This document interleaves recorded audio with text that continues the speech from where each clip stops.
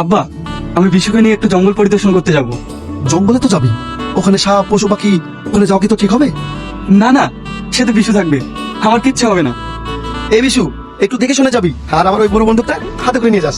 ঠিক আছে করতে বাবু, আপনার কোনো চিন্তা নেই। কি হলো দাদা বাবু? অনেক পানি টেস্টে লেগেছে রে, একটু পানি ব্যবস্থা কর না। এই জঙ্গলের মধ্যে এখন পানি কোথায় পাবো? চলেন সামনে গিয়ে দেখি। লে ধর। বিশু, জঙ্গলের মধ্যে এত সুন্দর একটা মেয়ে। দাদা বাবু, ওটা মানুষ তো না জঙ্গলে কোনো পরি?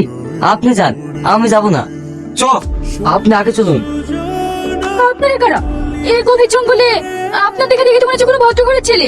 আমি বীরপুরের এক জমিদারের ছেলে। এই জঙ্গলটাই দাদা বাবুদের। আমার ভীষণ জল পিপাসা পেয়েছে, আমাকে একটু জল খাবেন? হ্যাঁ, আসুন আমার সাথে, এখানে বসেন। লেন, কি হলো ধরেন? ও হ্যাঁ হ্যাঁ।